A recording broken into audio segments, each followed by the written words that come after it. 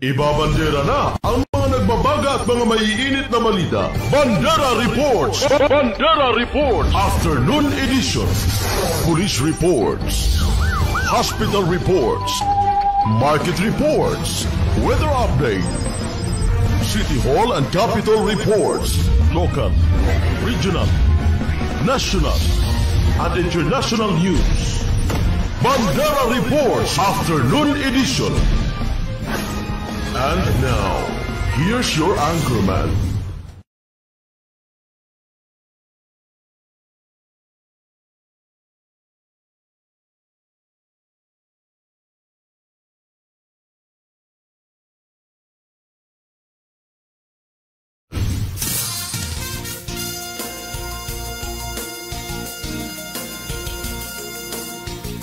Bandera Reports Afternoon Edition. Balitaan sa Radyo Bandera, Cotabato.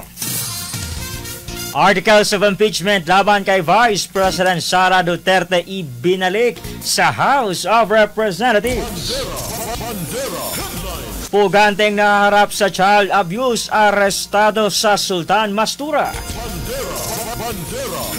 Magnitude 2.1 na lindol na itala sa Coron, Palawan. Guro na isang district supervisor sa Zapaka na Radyabayan, binawian na ng buhay. Pagsusuot ng face mask makakatulong para maiwasang mahawa ng monkeypox ayon sa City Health Office. Bandera Headlines. Bandera Reports Afternoon Edition.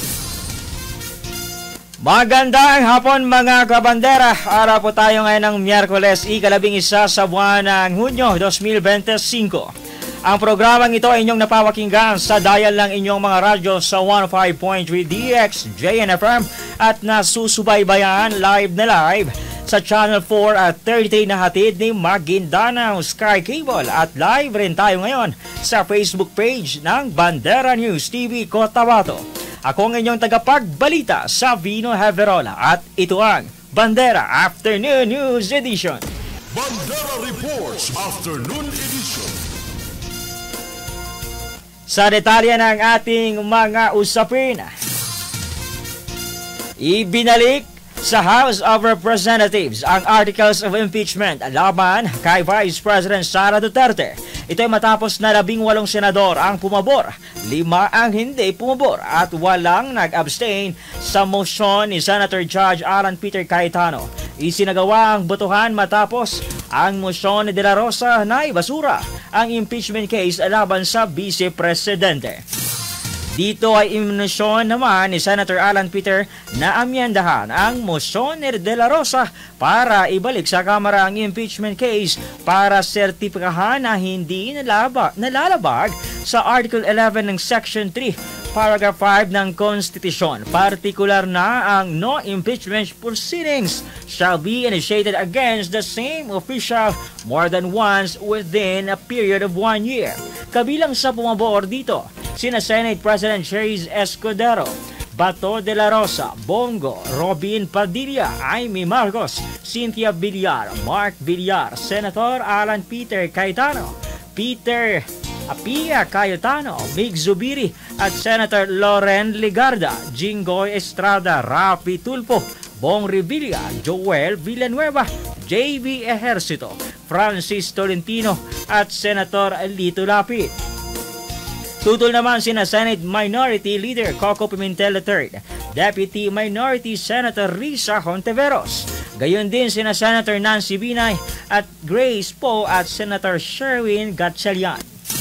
Samantala, nilinaw naman ni Senate President Escudero na hindi pa ibinabasura ang impeachment case kundi nais lamang linawin ng korte ang mga tanong ng mga senator judge. Bandera Reports Afternoon Edition. Samantala sa iba pang mga balita, isang puganteng nahaharap sa kasong child abuse nasa kote sa bayan ng Sultan Mastura. Arestado ang isang matagal ng pugante na nahaharap sa kasong child abuse sa pamamagitan ng warrant of arrest na inilunsad ng Sultan Mastura Municipal Police Station.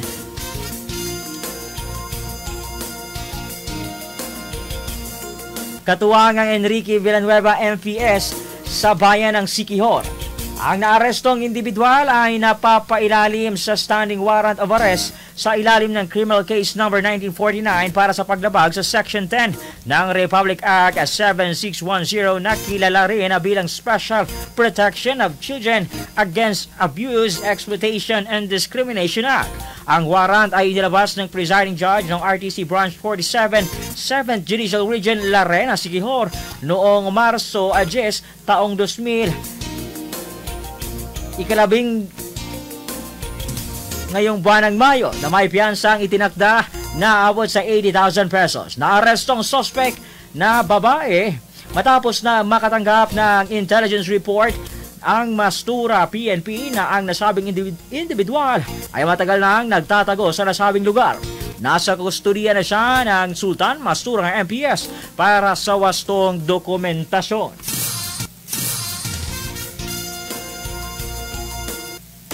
Bandera Reports Afternoon Edition. Samantala sa iba pang mga usapin, magnitude 2.1 na lindol na itaras sa Coron, Palawan. Ayon sa Philippine Institute of Volcanology and Seismology o PVOX, naitala ito kanina ng alas 10:02 ng umaga ngayong araw ng Miyerkules. May lalim naman itong nasa 0.33 km at layong 031 km sa silangang bayan ng Coron. Manatiling nakaantabay para sa karagdagang detalye hinggil sa nasabing lindol. Bandera Reports Afternoon Edition. Samantala sa iba pang mga balita, binawian na ng buhay sa ospital. Kaninang umaga ang District Supervisor at siya ring principal ng Zapacan and Central Elementary School sa barangay Zapacan ng Rajabuayan, Maguindanao del Sur na pinagbabaril kahapon. Ang biktimang si Alamansa Ambiton ay pumanaw pasado alas 8 ng umaga kanina habang nagpapagaling sa ospital sa mga tinamong tama ng bala. Ito ang kinumpirma ni Rajabuayan Chief of Police Captain RG Ayana sa panayam. Samantala, nagpapatuloy naman ang investigasyon ng kapulisan sa motibo at kung sino ang nasa likod ng pamamaslang. Bandera Reports Afternoon Edition. Samantala, pagsusuot ng face mask makakatulong para maiwasan o mahawaan ng monkeypox. Bagamat una nang sinabi ng Department of Health na hindi epektibong proteksyon ng Mpox o ang face mask laban sa Mpox dahil hindi naman ito airborne. Naniniwala ang City Health Office sa pamamaraan na makakaiwas sa ang pagsuot ng face mask laban sa nasabing monkeypox. Liban naman kasi sa direct contact exposure sa mga gamit na may sakit ay maaari ring mahawa sa pamamagitan ng mga droplets. Kaya kung nakasuot ng face mask ay maaaring maiwasan o maaaring makaiwas sa paghawa ng nasabing virus.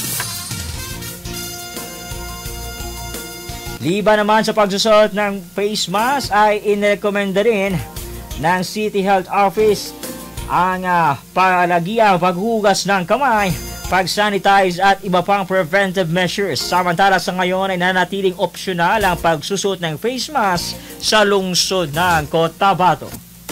Bandera Reports Afternoon Edition. At yan ang kaabuuan ng mga balita na aming nakalap mula dito sa News Center sa Bandera News TV Cotabato ngayong araw ng Miyerkules, ika-11 sa buwan ng Hunyo 2025. Ako ang inyong tagapagbalita sa Vino Haverola at ito ang Bandera Afternoon News Edition. 5.3 Radio Bandera Cotabato City. Inakarespetado sa news and current affairs. Ito ang bagong radyo ng sambayanang Pilipino. Radyo Bandera. Tahanan ng mga balitang totoo, musikang bago at may serbisyo publikong taos sa puso. 105.3 Radyo Bandera. Iwawagayway ang bandera ng balayang pamamayan.